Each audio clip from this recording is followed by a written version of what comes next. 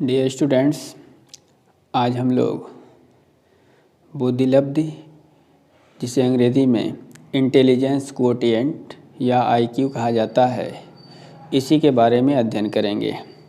Basically यह मनोविज्ञान का एक टॉपिक है जिसमें आईक्यू लेवल के हिसाब से मनुष्य के कैटेगरी का निर्धारण किया जाता है। आईक्यू लेवल के मान घटते क्रम में या बढ़ते क्रम में एक विशेष रेंज के अंतर्गत रखा जाता है और उस रेंज के अंतर्गत आने वाले मानसिक क्षमता वाले लोगों को एक विशेष नाम दिया जाता है। तो आइए आईक्यू लेवल के हिसाब से मानव का जो वर्गीकरण किया गया है या इन्हें एक विशेष कैटेगरी के हिसाब से नाम दिया गया है, आज हम लोग इसी के बारे में अध्ययन करेंगे। बुद्धिलब्धि जानने से पहले थोड़ा सा हम लोग ये भी जानें कि बुद्धि क्या होती है। बुद्धि के संदर्भ में अलग अलग मनोवैज्ञानिकों ने अलग अलग ढंग से परिभाषा दी है। एक सामान्य सी परिभाषा इसकी ये होती है कि बुद्धि समस्या के निराकरण करने का एक तरीका है। बुद्धि निर्णय लेने की एक क्षमता है।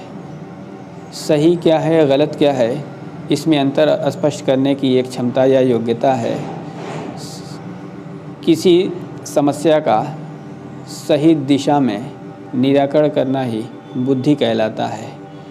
तो ये सामान्य सी परिभाषा है बुद्धि की, और इसी बुद्धि की जो एक विशेष कैटेगरी के अंतर्गत हम इसको जब आधार मान करके मनुष्य का वर्गीकरण करते हैं, तो इसमें किसी को प्रतिभाशाली, किसी को बुद्धू, किसी को परम बुद्धू, किसी को महाबुद्धू नाम दिया जाता है।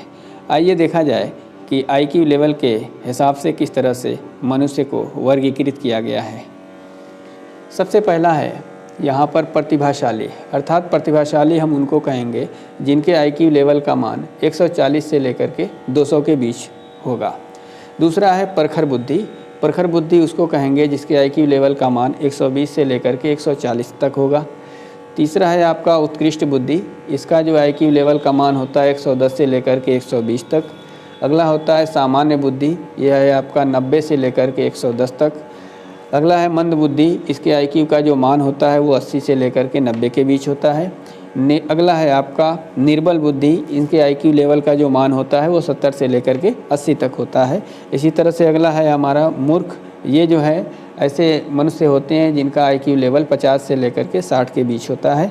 अगला है हमारा मूढ़ या गुण। इसमें जो है आईक्यू लेवल 25 से लेकर के 50 के बीच होता है। और सबसे जो निम्नतम स्तर के लोग होते हैं जिनको महाबुद्धू कहा जाता है, इनका आईक्यू लेवल जो होता है वो 25 से भी कम होता है।